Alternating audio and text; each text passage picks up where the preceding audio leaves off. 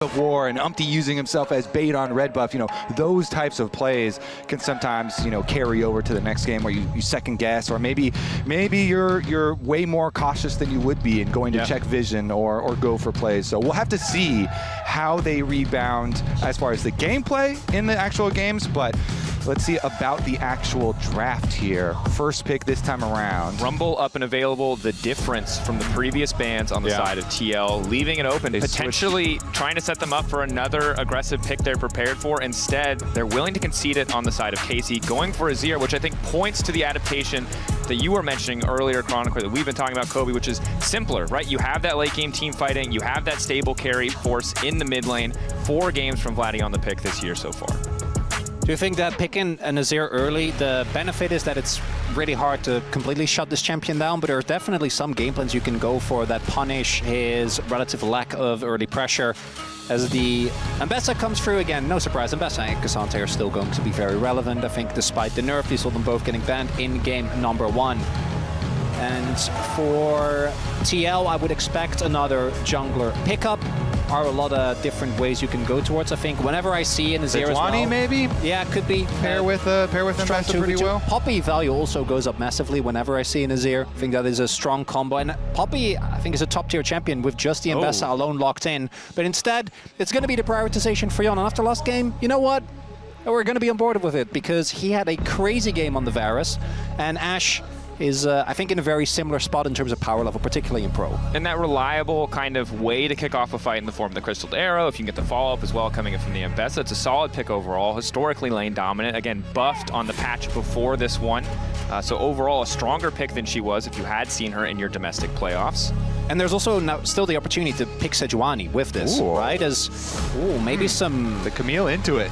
Yeah. Ooh, that's going to be interesting. Do they want to lock Sejuani now at this point?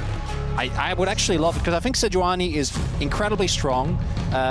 You put Umpty on a tank again, and the 1-2 of Ashe, Sejuani, I think is really hard to play into. Might force another Braum ban for you as well, to not end up playing into that. And there it is, does get picked up.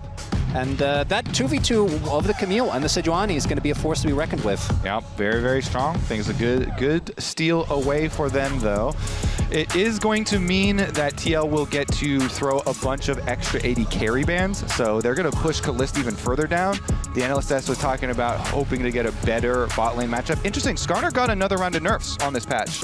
And a lot of pros were talking about that finally being what was going to push them off, but Umpty has been one of our strongest Skarner enjoyers. Mentioned already there, Kalista has pulled out the Jhin twice, has found 2 wins on it, but not going to be an option this time around. So is going to have to dig deeper into that pool as yet another APA special comes to the surface, this time the Aurelion Soul.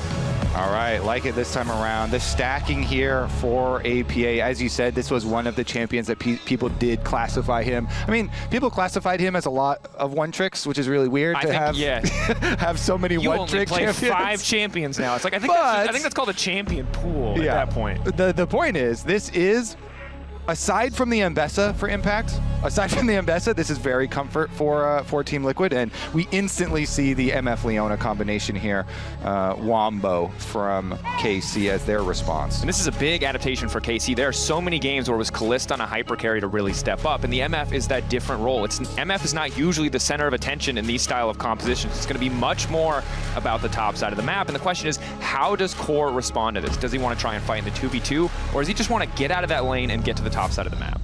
I'm kind of wondering if they want to go for something like a Renata here. Gonna be okay, what? This is a Core favorite. I could not be further off the mark, because if you look at the KC comp, it's going to be very straightforward. You're going to dive in with your Camille, with your Sejuani, with your Azir, and then you're going to layer the CC and the Misfortune ult on top. You're going to have to throw them off this time around. Here we are. It's only the first best of 3. But for both regions, it feels like the most important best of 3 in TL. And honestly, I do want 3 games, because we are probably only going to get one best of 3 of this. I want 3 games. I'm willing to take a hit, Dracos, so that we can get a full 3 out of this. I think my pride and ego, and the pride and ego of everyone in my region, appreciates your gesture. and is also slightly offended. Of course we're going to win. Of course we bounce back. All right, well, defensive ward to see the invade. Again, remember last time it started out with Umpty on vision going for steal on the Raptors. This time around, Umpty is not there with the rest of the team. He is over in the other side lane brush on mid. Minions have spawned. See what the angle is here. 2 members hovering around for both sides. APA maybe hoping to just get a free stack. Already starting to feel that tension. Again, the bot lane 2v2, despite how explosive the top side of the map can be, is still somewhere where we're going to have to look just because this Pantheon is here. Cool. As well. Yeah, both teams basically have full jungle info. Now we're going to even get another confirmation from Impact, but they had also used the previous Hawk shot. They knew that Yike was also a top-down start, 100%. So both junglers and both teams very well aware, because KC got some very nice deep wards, as you could see, that were both on Krugs as well as Raptor. No TP left for APA. Vladdy just going to full commit to the trade here. Will he flash? Trying to go for... Oh, no, and he just gets him! APA sticks around far too long, not respecting the damage Vladdy could bring to the table. And Vladdy in game number 1, I think it was a tough one. Knows he can flash to finish it off bottom lane, though. Right back at it. Bliss backing up, a little bit more damage coming, but Yike on the way in. Targum is trying to extend the trade. Cleanse now used from Yon, but Ignite ticking on Kalist. Is forced to use a cleanse of his own, though. If Core can find the re-engage, might be able to get something. Spear goes a little bit wide on the empowered spear shot. So both sides back away, but it's Yike who's forced to cover. Okay, so cleanse down makes it a little bit more vulnerable. Meanwhile, on the top side, just trying to trade and finish up these extra minions as well. I mean, they know as that Umpty cleared down to the bottom side. That's why they didn't want to over chase on the side of KC in their attempts for the bot side play. But it also means they probably very well know that they are ceding Dragon control. Still here. Kalist doesn't have cleanse. No Ignite. Probably doesn't have the burst. Can't really go in 1v2, but Ash is here. Artemis might be the one they catch out. Instantly turns onto Kalist. They're trying to body block Kalist, forced to flash away. Core. Powered spear shot just a few seconds, but for now, just happy to zone them off. That's what you were talking about. He was hidden. They didn't know. Exactly. All right, Umpty slipping into the back of the pit here as well. At least is going to be able to get one before some KC members come to check. Already took the Drake, would love to get all 3 for the additional stack towards the feats, but very likely that KC will contest and take at least 1 away. Actually engage onto the Skarner though, and I think they're also Level like 6. Yeah. I mean, you've got Ash in mid lane, so like there's no way, right? MF is on bot side. Umpty doesn't want to overcommit. Okay, so happy to have 2. Ash already starting to walk back from mid towards bottom as Kalista pushes this last cannon in. So it is going to drop at least the cannon here as payment. Back as the Warden lane does spot them out, spotting them walk away, spotting the recall as well. So does give a lot of freedom for Yon to just pick up that wave. Kana and Impact continuing to trade on the top side, but for the first time this game, it feels like with the wave bouncing back, Kana not quite as confident to step forward, but now Umpty is shadowing. Shot. They don't know. The wall dive, the ulti, Umpty already here. Kana knocked back to the wall and ulti of his own. Interrupts crucially the public execution. Impact trying to Drake Hound step away. Umpty trying to fight in the 2v1. Impact, can he get involved? The Sundering Slam does not hit. That's big. Umpty running out of mana. Kana trying to keep it going. The hook shot, the wall dive, the TP in, but it might be too late now. It's Yike trying to cover. APA ready to fly over, ready to finish the kill if he can. The flash out from Yike. The feat of warfare claimed by KC, but Kana surely goes down here. Just the edge. APA's got nowhere to go. Goes in, the tack sweep, the stun. I don't think he's going to be able to finish it. Kana and Yike taking on the entire top side of TL. Oh, KC outplayed the entire top side of the map. Wait, but the bottom lane for TL. The bottom lane for TL is saying, what is going on up there, guys? Literally could not have gone worse. Both flashes invested, and that can just completely take over not only in side lane the way that we saw with the Jace, but her carry potential in late game team fights is absolutely disgustingly strong. Huge lead for Kana. Yike also having a great redemption moment after what was an incredibly rough first game. And they go. Yike forced to all will dash away, getting away from APA's ult as well. Now it's Core who's been caught out. Does use the E, the Aegis assault, but low blinking health bar. Yon flashing, bit of a split in damage, but Vladdy is there in time. Kalist finding the kill. TL thought they had the collapse, but weren't quick enough on getting it done. And Umpty doesn't find anyone with the ult. I don't even know if it would have mattered. Yeah, would it have been a difference maker? Probably not. And to me, the core thing, as we saw, even in the topside play, right? Like the nerfs to Skarner were very substantial nerfs to his turn onto core, and all the damage comes down before he actually gets to use his E, so doesn't really get anything out of it. Ulti in, manages to connect. Q into the ulti on, nowhere to go, trying to get a bit more damage down, but Yike finding another one. What a redemption game for Yike here. Yike coming back on this Sejuani. That previous replay that they just showed as well, you know, TL must have had missed comms on his cooldown for Q, because the Sejuani was just able to dash away from that entire thing and turns it all around. And he comes mid. Beautiful ultimate there from Yike to grab another one. And KC, look at that giant blue mountain that is growing. And that is another runoff effect of that earlier play where they tried to get Yike and didn't, because that's where Jan lost his summoners. Otherwise, if he has at least cleanse, maybe he lives there. It just barely would have still been rough, but instead, KC, TL needed a good amount of time, with which I think with the comp made sense, but KC is on the verge of just completely running them over, because they can just keep forcing engages, right? Their engage potential is crazy. The prio that they have allows them to just take objective after objective, and TL... because TL were not able to get their Skarner stunned into the wall to chain into ultimate and everything. Now it's going to be a point where we have constant watch on those side lanes, as Umpty does go for a pick. Chains into the ult. Jan here as well. Who are they going to give the kill to? The answer is APA. Happy to have a few extra stacks and a nice pick for TL. Good use of their composition. And the reason they're kind of outnumbered there, Sejuani is up on top side, making the lane gank attempt onto Impact here. He was trying to play to... Benefiting from some of the topside successes. Now it's Vladdy in trouble. Arrow dashed away from clean from Vladdy. Pushed back as well. But now he's been locked up. Now he's been CC'd and surely there's no way out, but he might take one with him. Vladdy manages to find the 1-for-1, and that's the cue for Kana to go all in onto Impact. A few extra autos. Impact trying to dash out to safety. The fight continuing on the bot side is Targamas and Yike trying to finish off Umpty as well.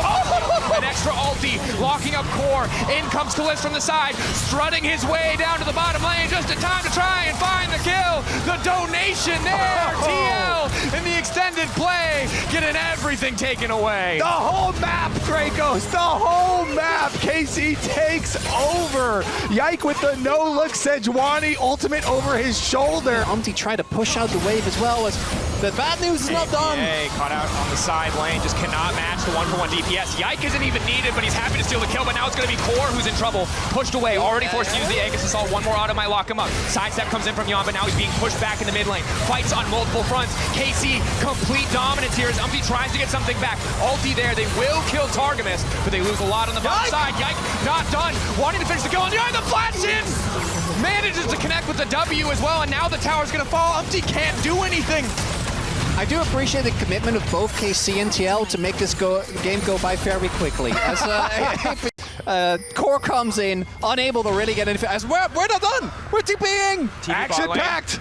Vladdy running level 13. How much more time? Impact can he turn this one back? Enough CC, but there's just too much to lock Impact down. Don't think he's gonna be able to get out. APA trying to catch Vladdy on the bot lane, but it's the fight in the mid lane. The lockup is there. Kalist on a killing spree. Ulti, the sky's descending. But Vladdy will still make the 1-for-1 happen. Vladdy's always good for one. That's what I've learned. Be careful if you send too many that way. Honestly, are we gonna keep up the action? Yike.